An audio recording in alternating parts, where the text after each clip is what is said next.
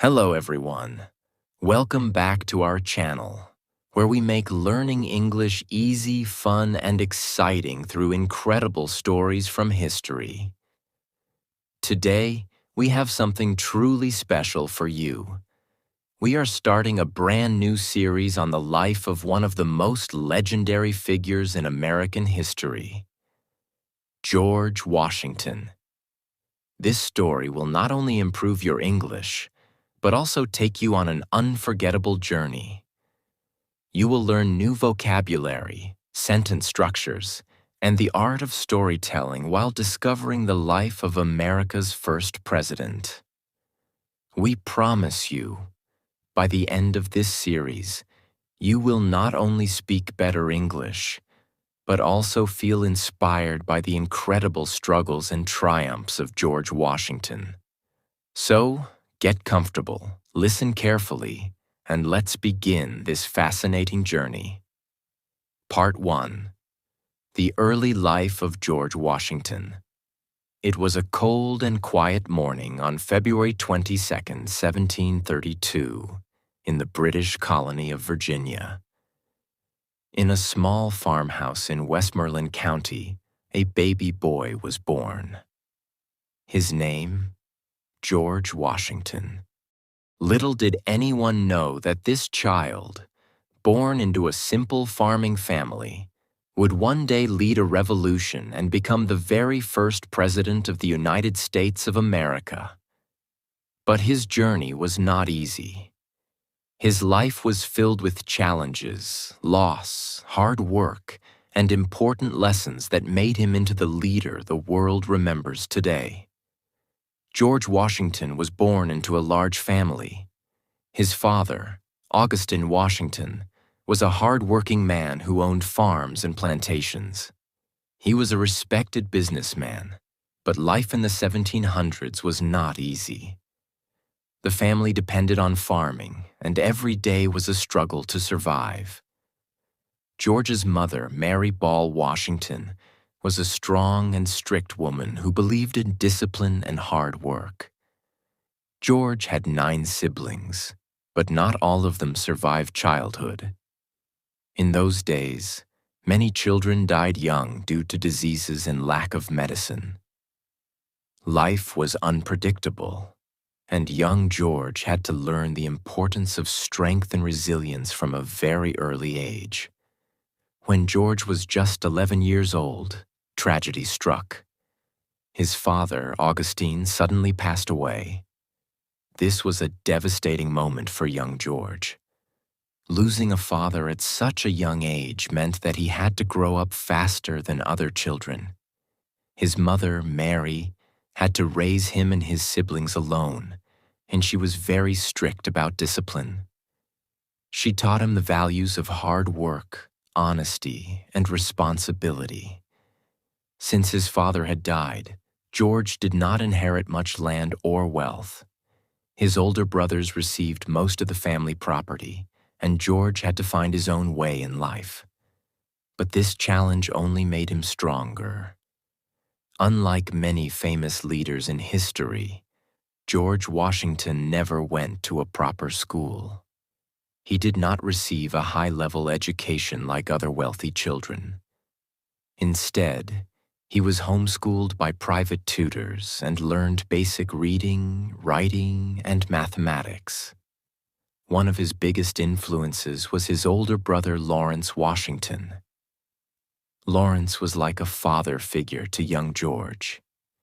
He had served in the British military and was an educated, disciplined man. George admired him and learned a lot about leadership, discipline, and responsibility from his brother. There is a famous story about young George Washington and a cherry tree. It is said that when he was about 6 years old, he received a small axe as a gift. Excited to use it, he went into his family's garden and chopped down a beautiful cherry tree. When his father asked him who had done it, little George did not lie. He bravely said, "I cannot tell a lie. I did it."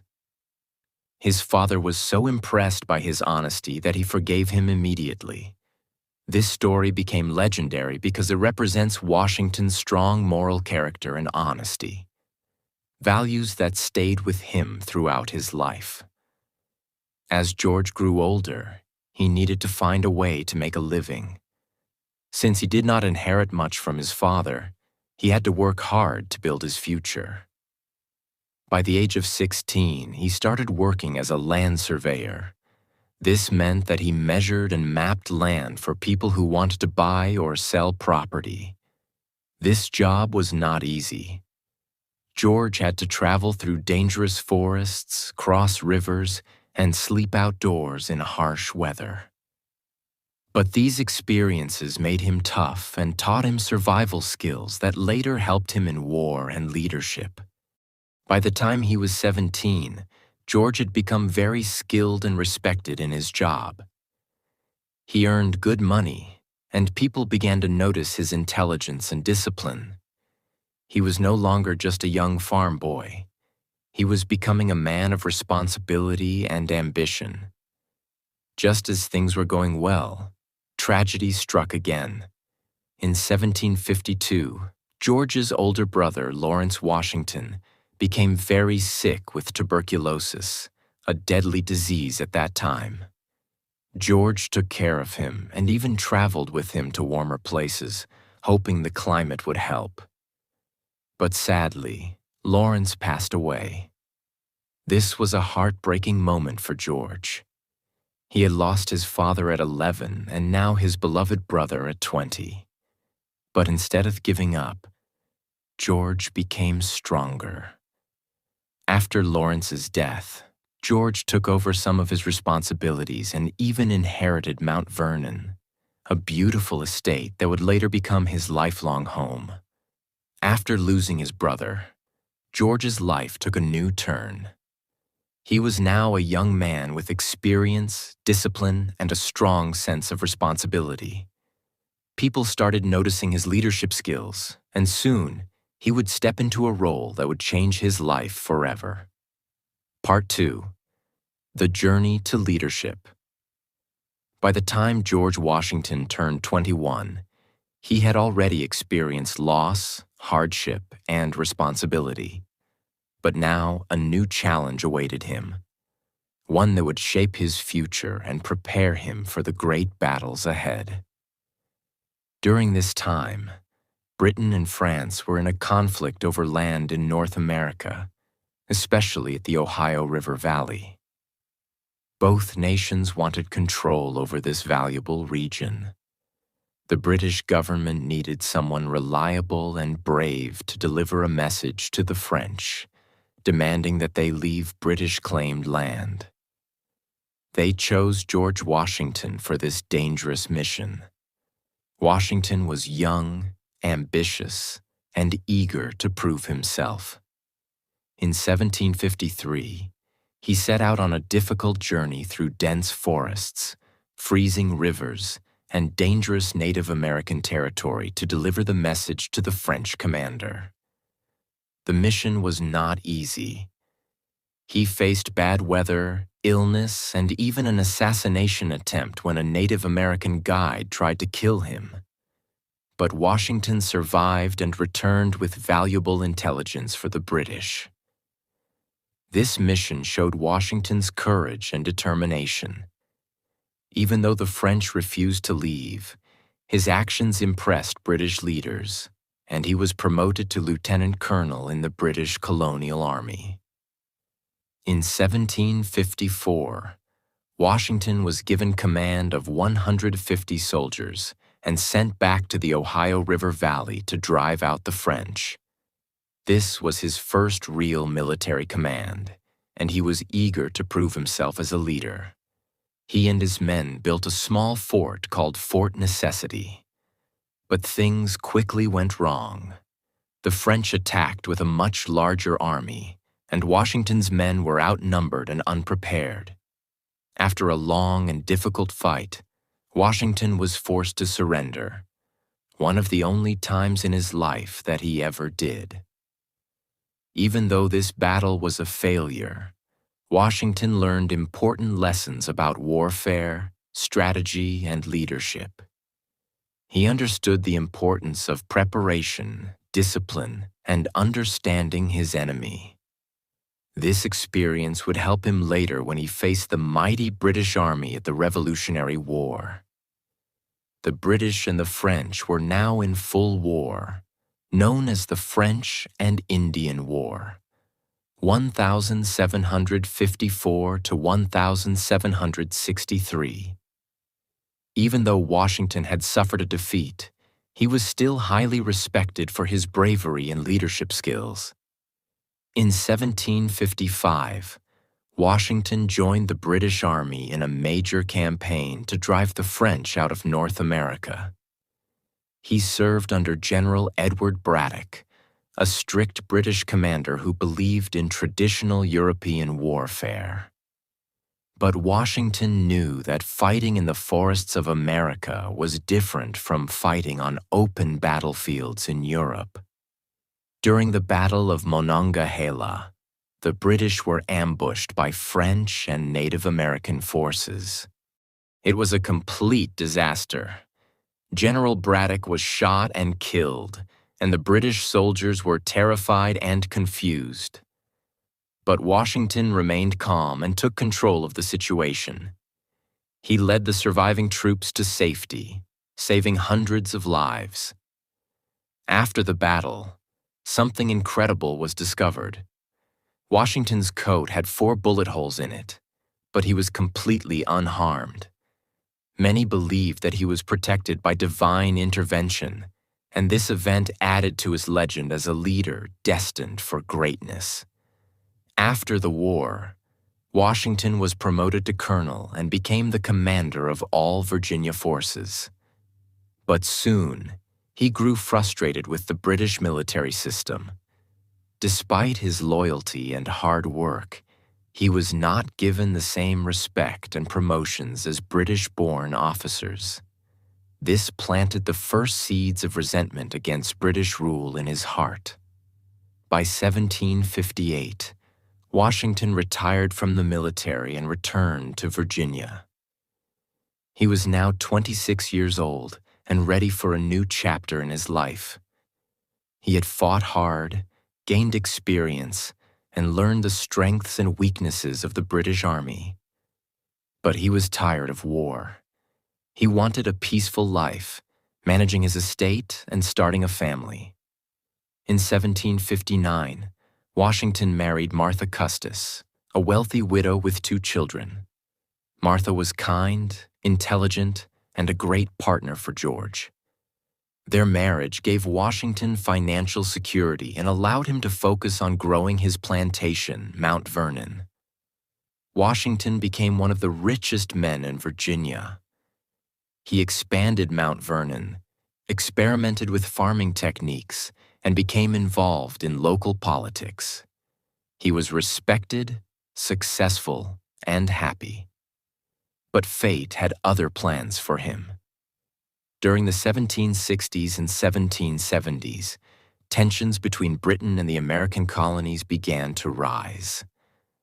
The British government imposed heavy taxes on the colonies without giving them representation in Parliament. This angered many Americans, including Washington. He believed in freedom and fair treatment.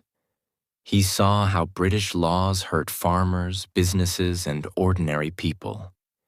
He began attending meetings with other colonial leaders to discuss resistance against British rule. Part 3. The Road to Revolution. By 1775, the American colonies were on the edge of war with Britain. The British government had been taxing the colonies heavily, imposing harsh laws, and refusing to give them any voice in Parliament. The people were angry, and many were ready to fight for their freedom. In April 1775, the first shots of the American Revolution were fired at Lexington and Concord. The colonies realized they needed a strong leader to unite them and lead their army against the most powerful military in the world, the British Army. All eyes turned to George Washington. Washington was already one of the most respected men in America. He was a war hero, a wealthy landowner, and a strong leader. When the Second Continental Congress met in June 1775, they unanimously chose Washington to be the commander-in-chief of the Continental Army. Even though he accepted the responsibility, Washington knew this would be the greatest challenge of his life. The American army was weak, poorly trained, and lacked weapons. The British Army, on the other hand, was well-trained, well-funded, and had powerful warships. Washington had no choice but to fight smart, use strategy, and never give up. Washington's first real test as a commander came in Boston. The British had taken control of the city, and Washington needed a plan to drive them out. He trained his army and, with clever strategy, managed to force the British to retreat in March 1776. This was a huge victory for America. But soon, things became much more difficult. In August 1776, the British launched a major attack on New York City. Washington and his army fought bravely, but they were badly outnumbered. They suffered a terrible defeat, losing thousands of soldiers. Washington had no choice but to retreat. Many of his soldiers lost hope. Some even deserted, ran away from the army. Winter came, and the situation became worse. Washington's army had little food, no warm clothes, and no money. Many believed the revolution was about to fail. But Washington refused to give up. On Christmas night, 1776, he launched a daring attack on the British at Trenton, New Jersey. In the middle of the night, Washington and his men crossed the icy Delaware River, surprising the enemy and winning a crucial victory. This battle boosted morale and gave the soldiers hope again. The winter of 1777 to 1778 at Valley Forge was one of the hardest times of the war. Washington and his army camped in the freezing cold. They had no proper shelter, barely any food, and many soldiers died from disease and hunger. But something incredible happened. Instead of breaking down, Washington used this time to train his army. With the help of a European officer, Baron von Steuben, he turned his poorly trained soldiers into a strong, disciplined army. By the time spring arrived, Washington's army was ready to take on the British again. For several years, Washington continued leading his army in battles across America. Some battles were won, others were lost, but he never gave up. In 1781, with help from the French army, Washington led his troops in a final battle at Yorktown, Virginia. After a long fight, the British army surrendered, marking the end of the war. America had won its independence. Part 4. The First President and His Final Years. After the Revolutionary War, America had won its freedom. But there was a big problem. There was no real government, no strong leadership, and no clear direction for the new country. The people needed someone they could trust, someone strong, wise, and respected. That person was George Washington. In 1789, Washington was unanimously elected as the first president of the United States. He didn't want to be president. He had already served his country for many years and wanted to retire to his farm in Mount Vernon. But the people trusted him, and he felt it was his duty to lead. On April 30th, 1789, George Washington took the oath of office in New York City, the first capital of the United States. The entire country celebrated. People cheered in the streets, church bells rang, and newspapers called him the father of our country. Washington faced many challenges as the first president. The United States was a brand new country, and everything had to be built from scratch. There were no rules for how a president should lead, no traditions, and no example to follow. But Washington knew that every decision he made would set a precedent, an example for future presidents. He wanted to create a government that was fair, strong, and respected. One of his first acts as president was to create the first cabinet, a group of advisors to help him run the government. He chose Thomas Jefferson as Secretary of State, Alexander Hamilton as Secretary of the Treasury, Henry Knox as Secretary of War. These men helped Washington build the foundation of the American government. Being president was not easy. Washington faced many difficult problems. 1. Money problems. The U.S. was in debt after the war. Alexander Hamilton helped Washington create a financial system to stabilize the economy. 2. Foreign threats. Britain and France were at war, and both wanted America to take sides. Washington decided that America should stay neutral. 3. The Whiskey Rebellion. In 1794, farmers in Pennsylvania rebelled against a new tax on whiskey. Washington sent troops to stop the rebellion, proving that the new government was strong and would not tolerate violence. 4th, political divisions. 2 political parties started to form: the Federalists, led by Hamilton, and the Democratic Republicans, led by Jefferson. Washington hated political parties and warned that they would divide the country.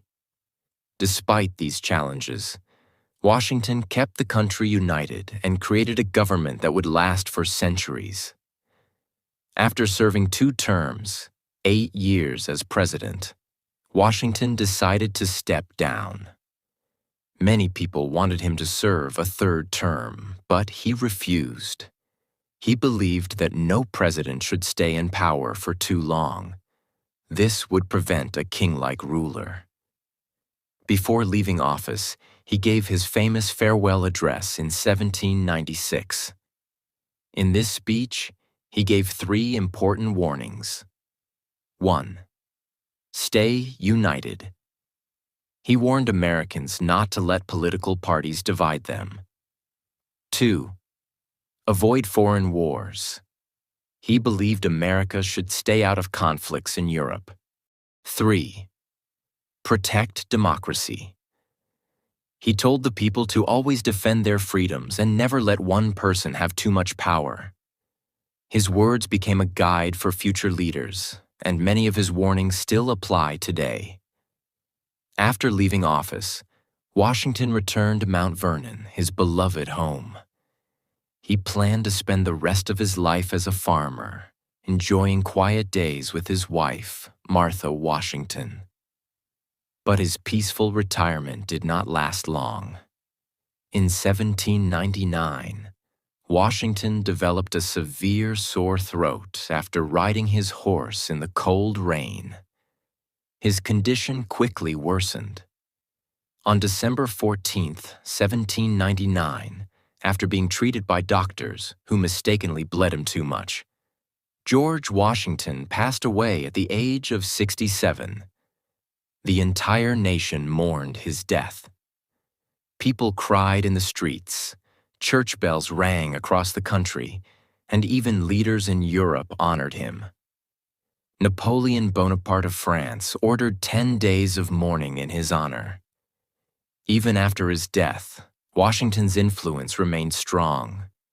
He set many traditions for future presidents, serving only 2 terms, which later became law, creating the cabinet system, giving a farewell address, keeping the country neutral in foreign wars. Today, Washington is honored in many ways. The capital city, Washington, D.C., is named after him. His face is on the $1 bill. His home, Mount Vernon, is a historic site. The Washington Monument in D.C. stands in his memory.